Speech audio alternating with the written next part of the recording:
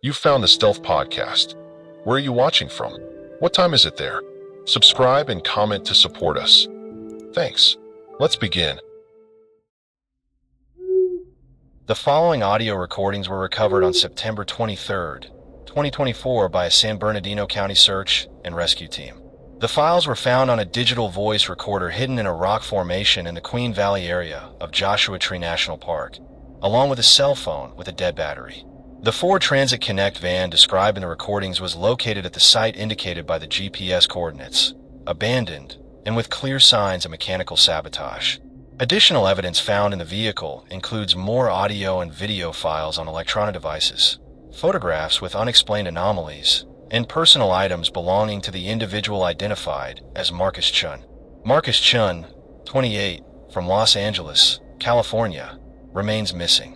A formal investigation has been initiated by the FBI due to the nature of the evidence found and possible connections to other disappearance cases in the region. The recordings have been edited only to remove long periods of silence. All relevant audio content remains unchanged to preserve evidence integrity. If you have information about the whereabouts of Marcus Chun or about suspicious activities in the Joshua Tree National Park area, contact the FBI through the hotline 1-800-CALL-FBI. This case remains under active investigation. My name is Marcus Chun. I'm 28 years old, and this recording is being made on September 15th, 2024 at 7:43 a.m. I'm driving my 2022 Ford Transit Connect toward Joshua Tree National Park in California. I decided to start recording these audios because I've always wanted to document my first real experience as a Vanlifer, and maybe someday turn this into a podcast or YouTube channel about alternative living and freedom on the road. The van was purchased 3 months ago from a guy named Derek, who said he spent 2 years converting it himself. The interior is impeccable, with a bed that transforms into a couch, a small kitchen with a gas stove, a 12-volt refrigerator, and even a solar system on the roof that Derek installed very carefully. He told me he had traveled throughout the American West with this van, but now needed to settle down because his girlfriend was pregnant. He seemed like a normal guy, kind of hippie-ish, long hair, well-groomed beard, but there was something in his eyes that bothered me a little. When I asked why he was selling it so cheap, he just said he wanted to pass it on to someone who would actually use it, not resell it. The morning is perfect for driving. The sky has that deep blue color you only see in the California desert, and the temperature is pleasant, about 72 degrees. I left Los Angeles at 5 a.m. to avoid traffic, and now I'm on Interstate 10, passing through Riverside. The van is running perfectly. The engine doesn't make any strange noises, and the tank is full. I calculated I'll arrive at the park around noon, enough time to find a good spot to park and set up my improvised campsite. Since childhood, I've been fascinated by the idea of living on the road. My parents used to take me camping in the San Bernardino mountains every summer. I would spend hours imagining what it would be like to live completely free, without a fixed address, without bills to pay, without a boss to please. I've worked as a freelance web developer for 5 years, so I can work from anywhere that has internet. And I've finally gathered enough courage to try this lifestyle for at least 6 months. If it works out, maybe I'll make it permanent. The plan is simple. Spend a week at Joshua Tree, then head north, visit Yosemite, maybe Death Valley, and then who knows, Oregon or Washington. I'm in no hurry, I have no commitments, and for the first time in my life, I feel truly free. I packed only the essentials. Clothes for 2 weeks, camping equipment, my laptop, cameras, and enough food for the first few days. The idea is to live simply, minimally, connected with nature and away from urban chaos. I just stopped at a gas station at the Banning exit to fuel up and buy some supplies I forgot. The station attendant, an older man with a Dodgers cap, asked me if I was going to Joshua Tree, and when I confirmed, he shook his head and said I should be careful, especially at night. I asked what he meant, but he just mumbled something about strange people who wander around there after sunset, and that they're not always normal tourists. I found it strange, but didn't give it much importance. It's probably just small-town paranoia. The road to the park is practically empty. It's Tuesday, so it makes sense there aren't many tourists. The landscape gradually changes from forested mountains to the rocky desert characteristic of the region. The rock formations begin to appear on the horizon, enormous piles of granite that looked like they were stacked by giants. Joshua Tree is known exactly for this. These bizarre rock formations and the Joshua trees scattered throughout the desert like solitary soldiers. As I approach the park, I notice there's very little movement on the road. Only a few cars have passed me in the last 30 minutes, and most were pickup trucks with local plates. This is good. It means I'll have plenty of privacy and silence to relax and connect with nature. I've always preferred isolated places anyway. Crowds make me anxious. The park entrance is just ahead. I'll stop to pay the fee and get a map, although I've already studied the area extensively online. There are several official campgrounds, but I'm more interested in dispersed camping locations, where I can park the van in more remote places and really experience total isolation. I read on some Vanlifer forums that the best spots are in the less busy areas, away from the main trails. I'm entering the park now. The ranger at the gate is a woman in her 50s, very friendly, who gave me some tips on where to find the best spots to camp with the van. She mentioned there's an area called Queen Valley that's usually quite quiet during the week and has some interesting trails nearby. She also warned me about coyotes, which are common in the area, especially at night, and said to always store food inside the van and never leave anything outside that could attract wild animals. The first impression of the park is impressive.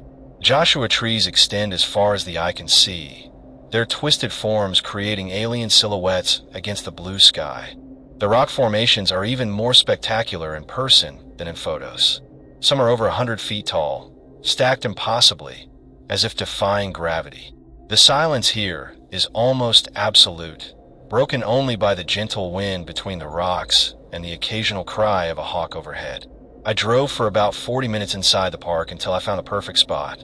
It's a small clearing surrounded by rock formations, with a giant Joshua tree that offers some shade. The place is completely isolated.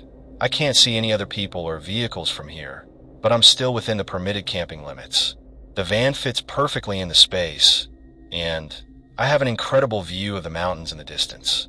I parked and turned off the engine at 2:15 p.m. The immediate silence is almost shocking after hours on the road. There's no sound of civilization here, just the gentle wind and some insects. I opened all the van's windows to let air circulate, and the temperature outside is perfect, about 77 degrees, with a constant breeze that keeps the heat bearable. I spent the afternoon organizing my space, testing equipment, and exploring the immediate surroundings of my campsite. There are several small trails that extend between the rocks, and I discovered an interesting formation about 50 meters from the van, where I can climb up and have a panoramic view of the entire area. The sunset promises to be spectacular from here. One thing that caught my attention was a small detail I hadn't noticed before. There are some strange marks carved into one of the rocks near the van. They don't look like normal graffiti or ancient rock art. They're simple geometric symbols, concentric circles, and intersecting lines, carved with some sharp tool. They're probably just markings left by other campers, maybe some kind of system to mark territory or routes. I'll photograph them later. It might be interesting to document. The late afternoon is approaching, and I decided to make my first meal in the van. I prepared a simple sandwich and coffee on the gas stove, and now I'm sitting in the back of the van with the doors open, watching the desert around me. The light is starting to turn golden, creating long shadows between the rocks. It's exactly the kind of peace I was looking for when I decided to start this journey. I can't deny there's something slightly disturbing about this absolute silence. I'm not used to the total absence of urban noise. No cars, no planes, no people talking, no distant music. It's as if the world had stopped. But I suppose this is exactly what I need after years of living in the chaos of Los Angeles. I'll give myself time to get used to this tranquility. While I finish eating, I notice there are a few more vans and trailers scattered throughout the park, but all very distant from here. I can see small points of light on the horizon, probably campfires or lanterns from other campers. It's comforting to know I'm not completely alone, but at the same time I have all the privacy I want. The sun is setting now, and the sky is transforming into a spectacular display of colors. Pink, orange, purple, red, all mixing in a way that no photo could adequately capture. The rock formations seem to come alive with these colors, creating shapes and shadows that change every minute.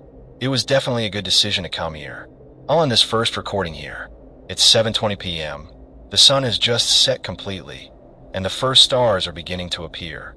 The plan for tomorrow is to explore some of the longer trails, maybe climb some rock formations for better views, and continue documenting this experience. I feel optimistic about the coming days. This might be exactly the life change I needed. It's 2:27 a.m. on September 16th, and I'm recording this because I just woke up to a sound I can't identify. I was sleeping deeply for about 3 hours when something made me wake up abruptly.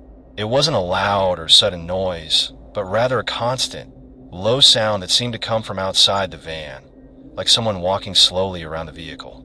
I stayed motionless in bed for at least 10 minutes, trying to identify the source of the sound. It was like footsteps in sand and pebbles, but very deliberate and slow.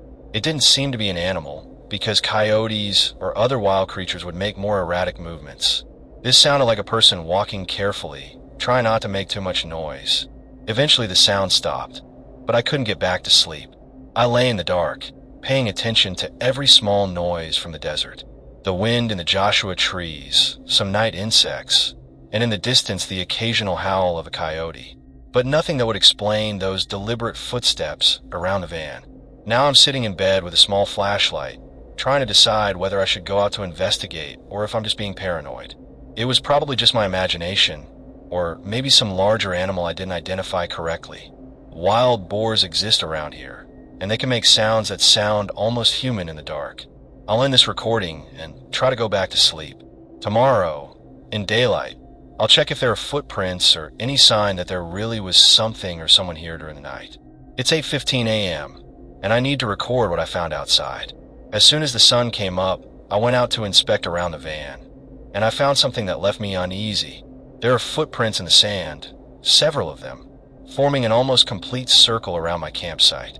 The footprints are definitely human, from boots or large sneakers, and by their pattern, whoever was stood for a while at several different points, as if they were watching me sleep. The most disturbing thing is that the footprints don't arrive or leave my area by any obvious trail. They simply appear on a large rock about 20 meters from the van, circle my space completely, and then disappear on another rock formation on the opposite side. It's as if the person had arrived and left by jumping from rock to avoid leaving direct tracks. I photographed all the footprints before the wind could erase them. Some are very clear and clearly show the pattern of a boot sole about size 10 or 11. They're not park ranger footprints, who normally wear standardized boots, nor from casual campers. These boots have a more aggressive pattern, like heavy work or military boots. I spent the entire morning exploring nearby trails, looking for signs of who could have been here during the night. I found a few more scattered footprints, always in locations where it would be possible to observe my van from afar without being seen. One in particular is on top of a rock formation about 100 meters from here, in a perfect position to watch over my entire campsite. During the exploration, I also noticed that some of the symbols carved in the rocks I mentioned yesterday aren't just at this location. There are similar markings scattered throughout the area, always on rocks that would offer good visibility or strategic points. It started to seem less like casual graffiti and more like some kind of territorial marking system. Around 11 a.m., I decided to walk to where I saw the other campfires last night, to see if I could talk to other campers and ask if they also noticed anything strange. The first location I visited was completely empty, with no sign that anyone had camped there recently. The ground was untouched, no tire marks, no fire ashes, nothing. This confused me quite a bit, because I'm absolutely certain I saw lights in that direction last night. There were several small lights, definitely campfires or lanterns, very distant but clearly visible in the dark. I walked for more than an hour checking other locations where I thought I saw activity, and they were all equally empty. The only explanation I can think of is that the lights I saw were much farther away than I imagined, maybe completely outside the park, on private properties or roads I couldn't see during the day. Perspective in the desert can be very deceiving, especially at night. I returned to the van around noon and decided to have lunch before continuing to explore. I prepared a simple meal and sat in the shade of the Joshua tree to eat and reflect on the situation. Part of me wants to believe I'm being paranoid, that the footprints are from some ranger doing a routine night patrol, and that the distant lights were exactly that, too distant to be relevant. But there's something that can't get out of my head. When I was photographing the footprints this morning, I noticed that at several points where the person had stopped for longer periods, there were small depressions in the sand, as if they had crouched or knelt down. And at two of these locations, I found small objects I couldn't initially identify. They're small pieces of metal, like clips or staples, but bent into specific shapes that don't seem accidental. One is bent into a perfect triangle shape, another into a tight spiral. I have them with me now, and the more I examine them, the more they seem to have been intentionally molded. I can't imagine a practical reason for leaving this here, unless it's some kind of marking or signal. The afternoon passed relatively quietly. I managed to relax a bit, read, work on the laptop taking advantage of solar energy, and even take some decent photos of the landscape. But as the sun began to set again, I felt that anxiety returning. The prospect of spending another night here, knowing that someone might be watching me, isn't exactly comforting. I decided to take some precautions tonight. I locked all the van doors, something I normally wouldn't do in a natural environment like this. I also positioned a flashlight and my phone next to the bed, and left one of the windows partially open so I could better hear any sound from outside. Around 8 p.m., while I was organizing my equipment inside the van, I heard a sound that made me stop completely what I was doing. It was a human voice, very distant, but clearly audible in the desert silence.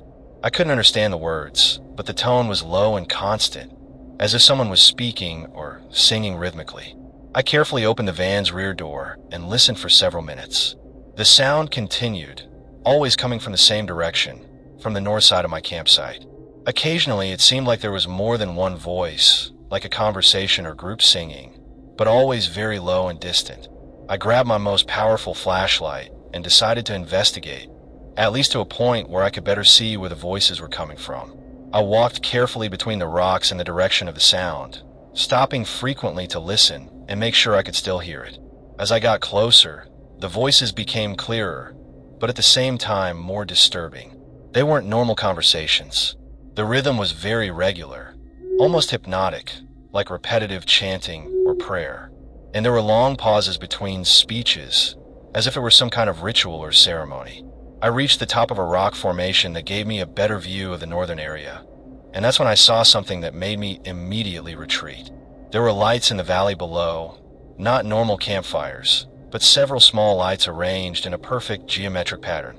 There were at least 12 or 15 lights, forming what appeared to be a large circle with some internal symbols I couldn't clearly distinguish. The voices definitely came from that direction, and now I could see silhouettes of people moving between the lights. I couldn't count how many there were, but there was constant movement, dark figures passing between the light points in an organized way. I stayed watching for maybe 10 minutes, trying to understand what I was seeing. It definitely wasn't a normal tourist campsite. The pattern of lights was too deliberate, and the people's behavior too organized to be casual.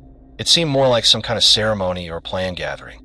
Eventually, I decided I had seen enough, and started returning to the van. But during the way back, I started hearing other sounds that left me even more uneasy. There were sounds of vehicles in the distance, engines being turned on and off, and occasionally the sound of tires on sand and rocks. When I finally got back to the van, it was almost 10 p.m., and my anxiety was at its peak. I locked myself inside the vehicle and sat in the dark, just listening. The distant voices continued for another hour, always with the same hypnotic rhythm, until they gradually diminished until they stopped completely. Now, it's 11:40 p.m., and I'm recording this because I need to document what I saw. Tomorrow morning I'll investigate that area during the day, when it's safe, to see if there's evidence of what happened there tonight. It might just be a group of people doing some kind of spiritual retreat or harmless religious ceremony, but something about the whole situation doesn't seem right. I'll try to sleep now, but honestly I don't know if I'll be able to. The feeling of being watched has returned stronger than ever, and every small sound outside puts me on maximum alert. Maybe tomorrow I should consider moving to one of the official campgrounds, where there are more people around. It's 6:35 a.m. on September 17th, and I barely slept during the night. Starting at 2 a.m., the noises around the van began again, but this time they were much more intense and disturbing than the previous night. It wasn't just footsteps. There were soft knocks on the sides of the van, as if someone was testing the walls, looking for weak points or trying to find out if I was awake inside. At one point, around 3 a.m., I clearly heard the sound of the rear door handle being tested. Someone tried to open the door very slowly, probably hoping it was unlocked. I was completely paralyzed in bed, holding my breath, while the handle slowly turned from side to side. The person outside was very careful, trying to make as little noise as possible. When they realized the door was locked, there was a long pause, and then I heard footsteps moving away. But instead of leaving completely, whoever was kept circling the van for more than an hour, occasionally stopping at specific points. I could hear heavy breathing near the windows, and at one scary moment, I saw a shadow pass by the side window, momentarily blocking the moonlight.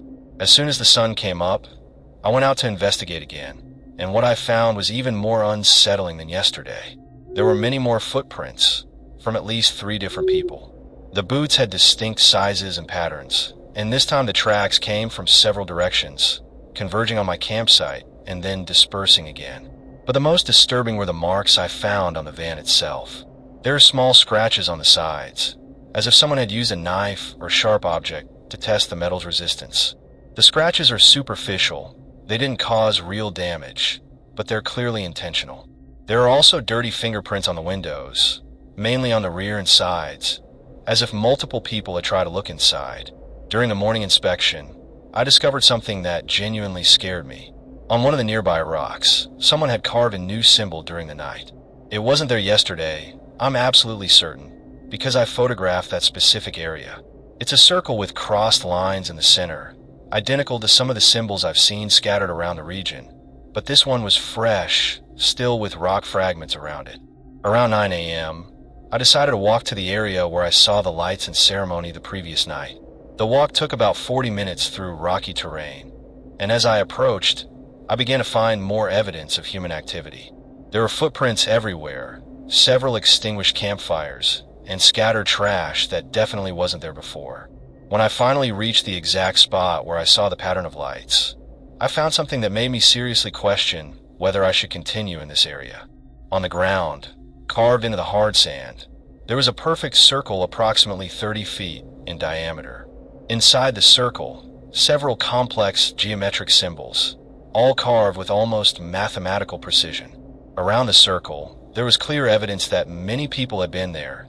Dozens of different footprints, food remains, cigarette butts, and several empty plastic bottles. But the most disturbing were the objects intentionally left inside the circle. Small piles of stacked stones, pieces of metal bent into specific shapes, and what appear to be small animal bones arranged in geometric patterns. I photographed everything meticulously, but while doing so, I began to have the growing sensation that I wasn't alone. Several times I turned around quickly, with the impression of having seen movement in my peripheral vision, but there was never anyone there. The silence in the area was oppressive, without any sound of insects or birds, as if wildlife completely avoided that location. During the way back to the van, I stopped several times to check if I was being followed. On 2 occasions, I was sure I heard footsteps behind me, but when I turned around, I saw nothing but rock formations. The sensation of being watched was so intense that I started walking faster, anxious to return to the relative safety of the van. Arriving at the campsite around 11:30, I discovered that something had happened in my absence. The van was exactly as I'd left it, locked and secure, but there were new objects around it. Small piles of stones arranged at specific points, forming a kind of perimeter around my space.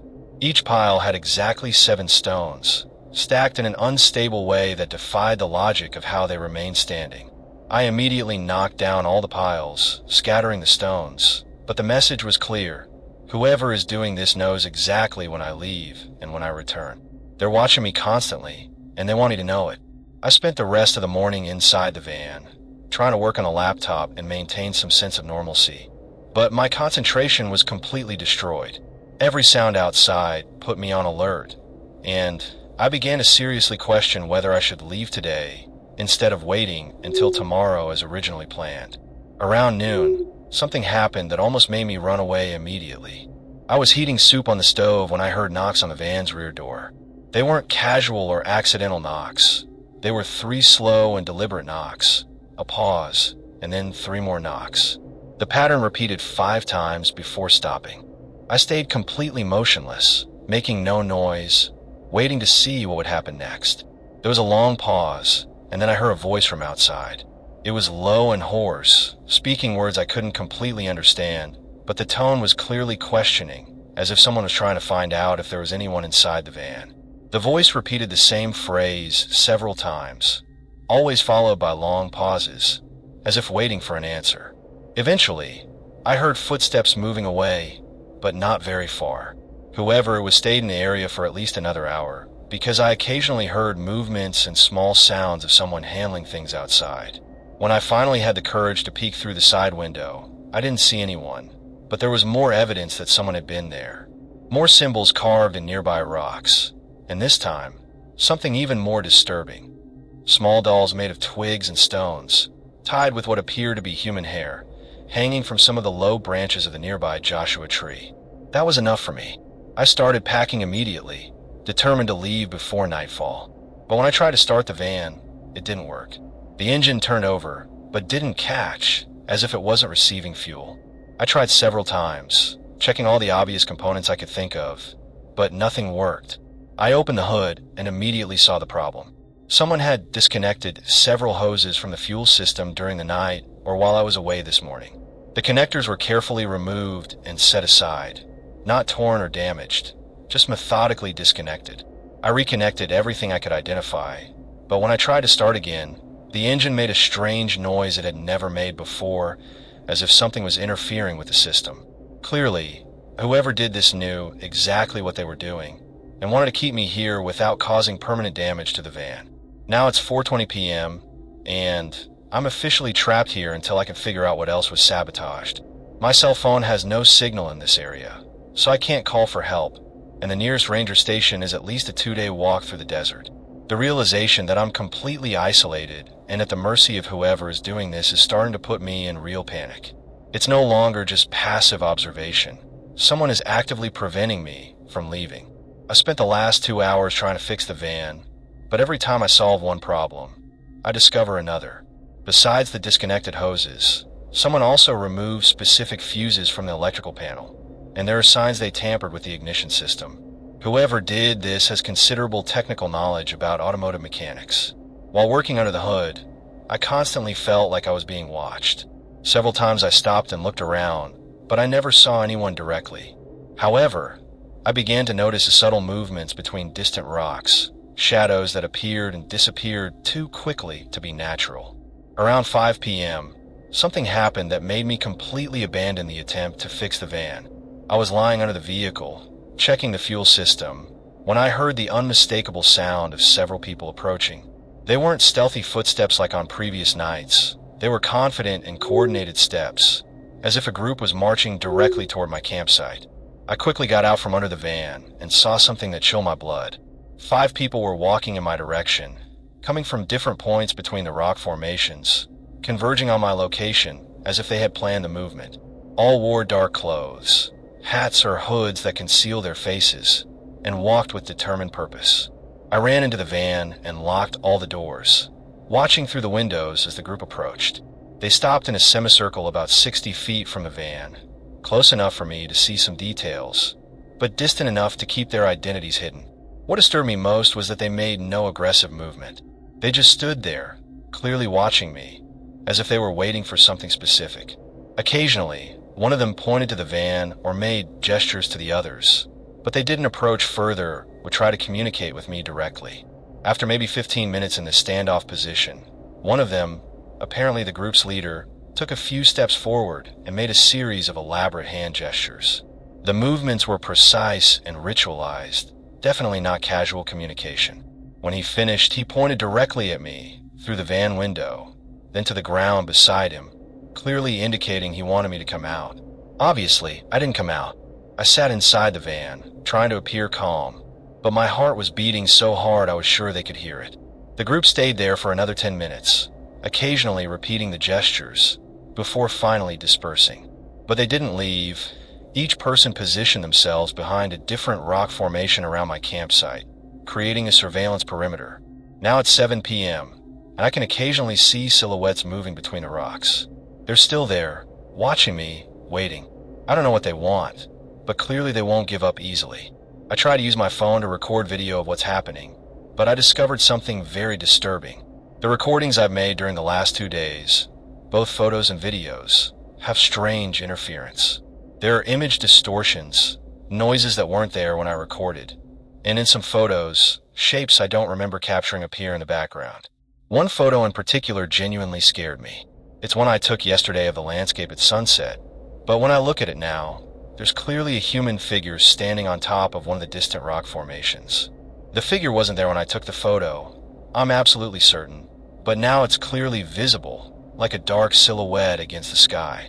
The worst part is that the more I examine the photos, the more disturbing details I discover. Reflections on surfaces that shouldn't have reflections, shadows falling in impossible directions, and in several images, symbols carved in rocks that I know weren't there when I photographed them. I'm starting to question my own perception. It's possible I missed some important details when I was taking the photos, but the alternative, that someone or something is manipulating my recordings, is even more terrifying. Night is falling rapidly now, and I can see small lights beginning to appear between the rocks where I know people are hiding. They're not normal flashlights. The lights have a strange quality, kind of bluish, that doesn't seem to come from any common light source I know. I've decided I'm going to stay awake all night, recording everything I can capture. If something is going to happen to me, I want there to at least be a record. I've prepared several backup recordings on my phone, laptop, and portable voice recorder, all set to start automatically if I stop interacting with them for more than an hour. It's 8:15 p.m. now, and the lights around the campsite are getting brighter and more numerous. I can count at least 12 different light points, all strategically positioned to keep me under constant observation. Occasionally, one of the lights moves, as if the person carrying it is patrolling or changing position. The most disturbing thing is that I've started hearing sounds I can't identify. They're not normal human voices, but something like collective singing or whispers, very low but constant. The sound seems to come from all directions at the same time, creating an almost hypnotic effect that's starting to make me dizzy. I'll end this recording here and start a new one every hour to ensure everything is documented. If someone finds these recordings, please contact the authorities and tell them that Marcus Chun was at Joshua Tree on September 17th, 2024, and that something very wrong is happening in this area. It's 3:47 a.m. on September 18th, and I'm recording this while walking through the desert, away from the van. I had to abandon the vehicle during the night and try to escape on foot. What happened in the last 6 hours was so intense and terrifying that I'm still trying to process it all. Starting at 10 p.m. last night, the activity around the van intensified dramatically. The lights I mentioned began moving in specific patterns, as if they were performing some kind of ritual or ceremony around me. The low chanting I was hearing transformed into something louder and more organized, clearly multiple voices singing in unison. Around midnight, they began to approach. I could see silhouettes moving between the rocks, always maintaining distance, but gradually tightening the circle around the van. These weren't casual movements. There was military coordination in how they positioned themselves, as if they were executing a well-rehearsed plan. The first direct contact attempt happened at 1 a.m. One of the figures approached the van and began knocking on the rear door with a specific rhythm. 3 quick knocks, pause, 2 slow knocks, long pause, and then the pattern repeated. This continued for about 15 minutes, always the same exact rhythm. When I didn't respond to the knocks, the person began to speak. The voice was strange, distorted, as if speaking through some kind of mask or device. The words weren't in English, or at least not English I could recognize. They seemed more like some kind of constructed language or code, with repetitive sounds and specific inflections. Eventually, other voices joined the first, creating a kind of conversation or debate outside the van. I could distinguish at least 4 different voices, all with the same distorted quality, discussing something in their strange language. Occasionally, one of the voices spoke words that sounded more familiar, as if they were alternating between languages. Around 2 a.m., they began physically tampering with the van. I felt the vehicle rock gently, as if several people were pushing or testing its stability. I heard metallic sounds from outside, as if they were using tools on external components. The most disturbing was when they began scratching the van walls with sharp objects, creating high-pitched sounds that penetrated through the metal. That's when I realized they weren't trying to get into the van. They were keeping me trapped inside it. Every time I moved or made any noise, the activity outside increased, as if they were responding to my movements. It was a sophisticated form of psychological containment. The decision to try to escape came when I heard the unmistakable sound of more vehicles arriving in the area. They were heavy engines, like trucks or large SUVs, approaching on trails I didn't know existed. This meant the group was growing, and my situation was becoming even more desperate. I waited until there was a pause in activity around the van, around 2:30 a.m., and then prepared for an escape. I took only the essentials: my phone, the voice recorder, a water bottle, an energy bar, and a small flashlight. I left everything else in the van, including my laptop and cameras, because I knew I needed to move fast and silently. The van side door was on the opposite side from where there was most activity, so I decided to try to exit there. I opened the door very slowly, centimeter by centimeter, stopping at every small noise to check if I had been detected. It took almost 10 minutes to fully open the door. When I finally got out of the van, I crouched beside it for several minutes, listening and watching. I could see several lights moving in the distance, and occasionally silhouettes passing between rock formations, but it seemed no one had noticed my exit yet. I began moving very carefully between the rocks, using shadows and natural formations as cover. My plan was to reach the park's main road, which was about 3 miles south, and then follow it until I found help or reached the park entrance. The first 15 minutes of escape were relatively quiet. I managed to get quite far from the van without being detected, using small trails between the rocks I had explored during the day. But then I began hearing activity behind me, loud voices and rapid movements, as if they had discovered I had escaped. That's when the chase began. I could clearly hear multiple people spreading throughout the area, searching for me. There were occasional shouts, not of panic or anger, but more like communication signals between the pursuers. The most disturbing thing was that they seemed to know the area much better than I did, because they began appearing in locations where I didn't expect them, as if they were cutting through paths or using routes I didn't know about.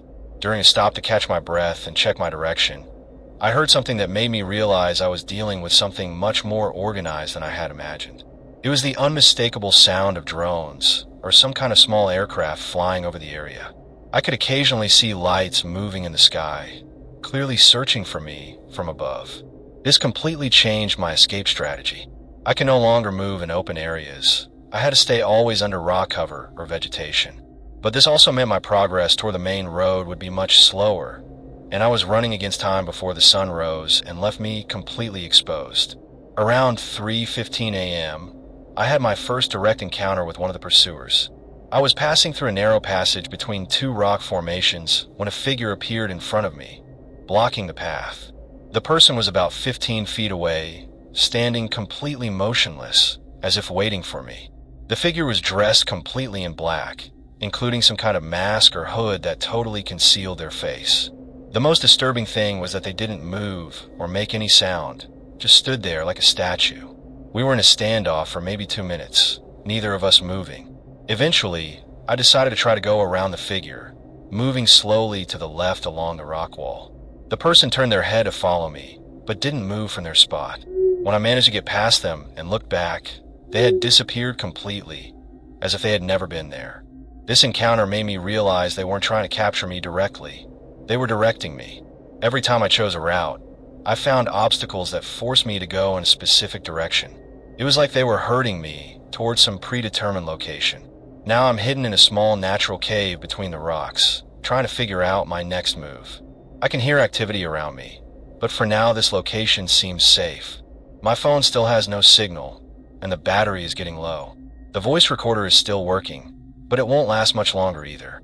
What worries me most is that I'm starting to recognize patterns in the landscape that shouldn't be there. There are symbols carved in rocks that appear to be recent, and several times I've passed rock formations I'm sure I've seen before, even while following a straight line. It's as if the area's geography is being manipulated, or as if I'm walking in circles without realizing it. With each passing hour, I become more convinced this isn't just a group of strange people or common criminals.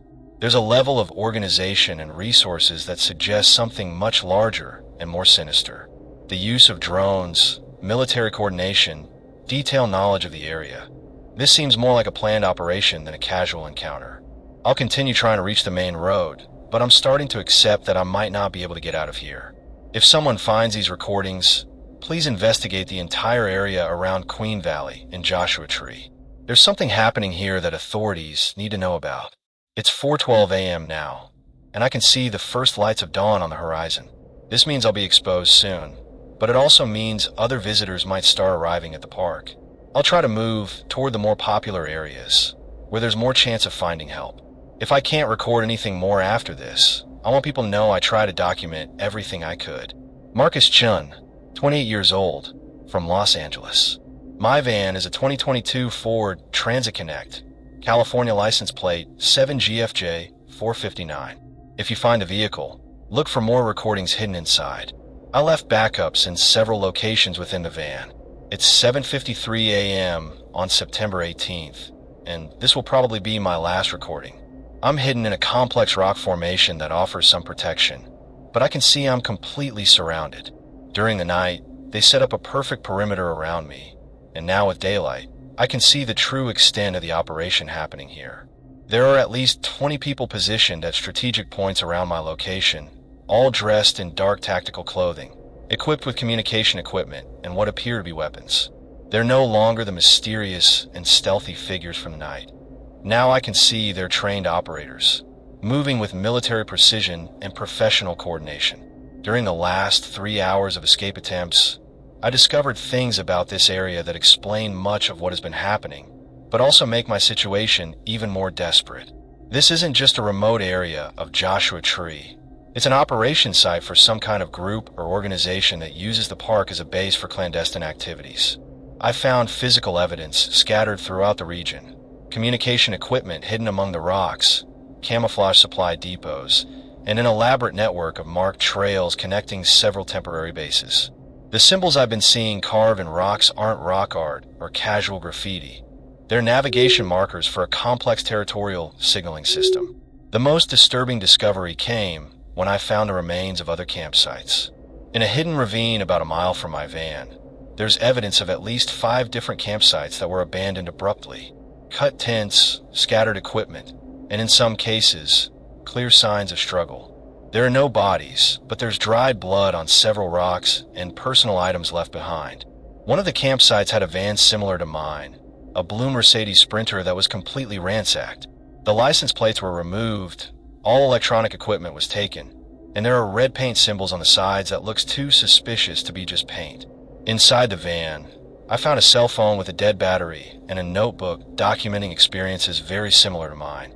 The notes are from a woman named Sarah Mitchell, dated August this year, just a month ago.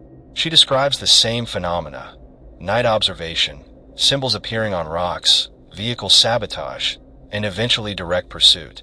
The last entries in the notebook are increasingly desperate and incoherent, ending abruptly with a note that simply says, "They're coming. I can't run anymore." This made me realize I'm not the first person to go through this experience. This operation, whatever it is, specifically targets solo vanlifers who choose remote locations to camp. They allow people to settle in, observe them for a few days, and then begin the isolation and capture process. During my nighttime escape attempt, I managed to intercept some radio communications between the operators. They use codes and military language, referring to me as the target, and discussing containment procedures and extraction protocols. One of the transmissions I clearly heard mention, "Prepare the site for processing," and "Notify the cleanup crew." The implication is terrifying. This isn't just a group of strange people or an isolated cult. It's an organized criminal operation that targets specific people for purposes I can't even imagine. The level of resources, equipment, and coordination suggests connections to much larger and more dangerous organizations.